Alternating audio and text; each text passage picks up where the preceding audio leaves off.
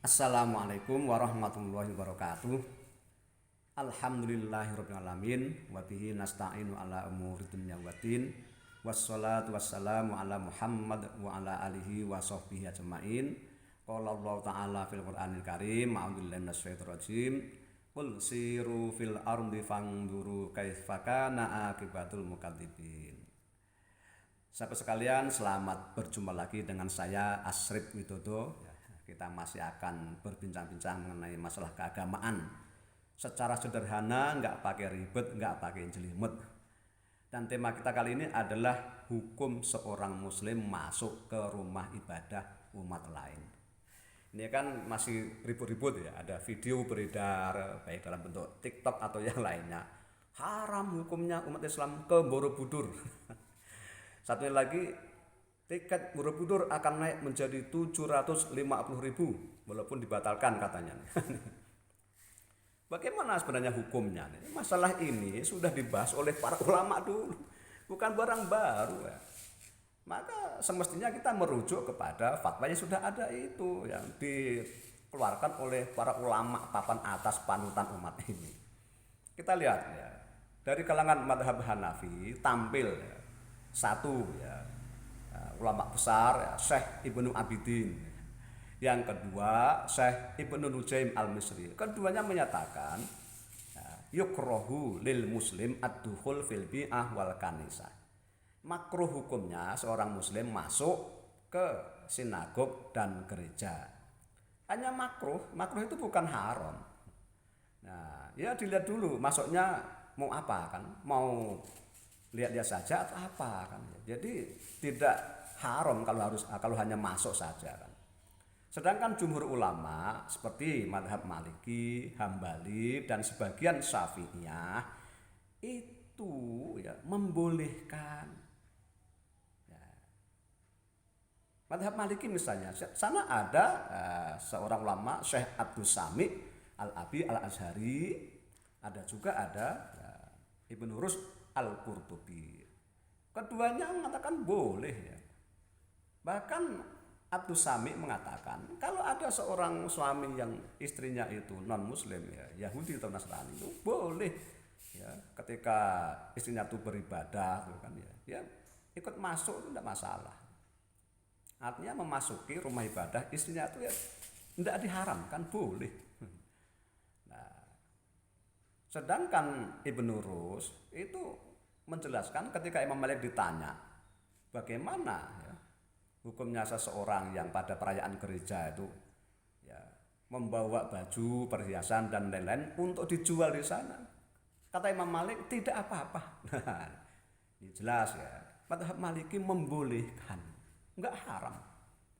Mazhab Hambali tampil di sana seorang ulama besar Ibnu Qudamah juga membolehkan ya masuk ke rumah ibadah non muslim, bahkan boleh sholat di gereja yang bersih. Nah itu ya mengambil pendapat dari ulama yang lain, Al-Auza'i, Al-Hasan dan lain-lain membolehkan semua. Nah, juga ada Ibnu Muflih ya itu membolehkan di sana. Ya, asal tidak ada gambarnya. Jadi boleh masuk ke dalam rumah ibadah non muslim, mau gereja, mau candi, ya, piramida misalnya, atau yang lainnya boleh saja ya. Tidak ada hukum haramnya. Ya, bahkan boleh sholat di dalamnya kalau bersih. Ya, kan. Dalilnya mana? Dalilnya ada. Kan. Nabi menjelaskan, ya, kalau sudah masuk waktu sholat, sholatlah dimanapun. Karena semua bumi dijadikan Allah sebagai masjid buat kita. Nah, sedangkan dalam madhab Syafi'i memang ada dua pendapat. Ya. Pertama membolehkan, yang kedua misalnya Al-Khatib Asy-Syarbini atau Al-Qulubi itu melarang ya, melarang kalau tidak diizinkan yang punya rumah ibadah itu. Kalau diizinkan boleh, ya, tapi ada lagi syaratnya, tidak ada gambar di situ. Nah, artinya dalam mazhab Syafi'i itu ada dua kubu ya kan. Satu membolehkan, satu melarang. Melarang kalau nggak ada izinnya, kalau ada izinnya boleh. Tapi dengan ketentuan lagi jangan ada gambar di dalam rumah ibadah itu. Nah, Itu dua orang mazhab Syafi'i. Nah, jadi 4 mazhab ini beda pendapat. Ada yang memakruhkan, jumhur membolehkan, sebagian Syafi'inya membolehkan bersyarat.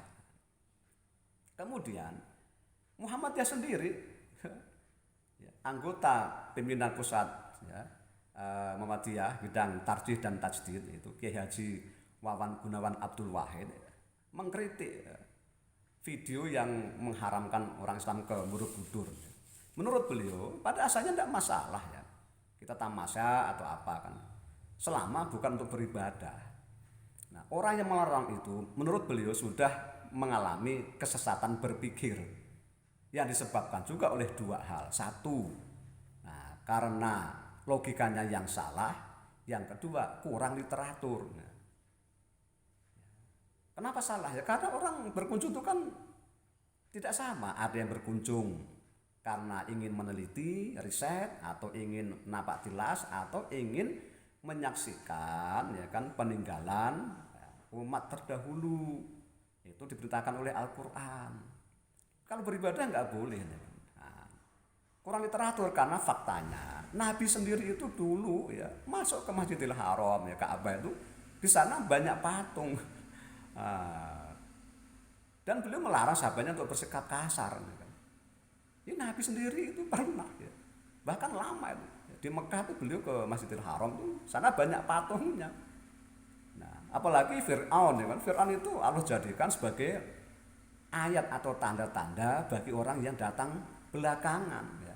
Nah, bagaimana kalau nggak boleh kita mau melihat Fir'aun, meneliti, ngambil pelajaran atau di piramidanya? Masa nggak boleh ya? Terus gimana? Ya, maksud Allah memerintahkan kita untuk ngambil pelajaran kan. Jadi yang nggak boleh itu kalau kita beribadah masuk ke situ ya ikut ibadahnya. Ini kalau kita hanya masuk ya, hanya melihat-lihat kemudian apa itu ya mengambil pelajaran ya kan, karena itu bagaimanapun itu merupakan suatu apa ya, monumen sejarah ya, itu sah-sah saja. Nah, bahkan kita sholat asal bersih tempat itu tidak masalah, itu boleh kan. Boleh ya, yang nggak boleh itu ibadah ikut mereka. Jadi itu teman sekalian ya. Jadi Muhammadiyah membolehkan itu, bahkan dianggap orang yang lain itu sudah mengalami kesesatan berpikir. Nah, ini ya, karena kurang literatur dan kurang juga apa ya, logikanya yang salah. Nah, begitu sahabat sekalian ya. Jadi ya, kalau hanya berkunjung ya kan, wisata kan, melihat-lihat peninggalan orang lain yang memang apa ya, perlu kita ambil pelajaran, tidak masalah selama kita tidak ikut ritual mereka. Jadi bedakan antara ritual dengan non ritual. Nah, jadi 4 madhab dan Muhammadiyah sendiri sudah memberikan fatwanya seperti itu. Semoga bermanfaat. Terima kasih dan mohon maaf, sampai jumpa di waktu yang lain. Wassalamualaikum warahmatullahi wabarakatuh.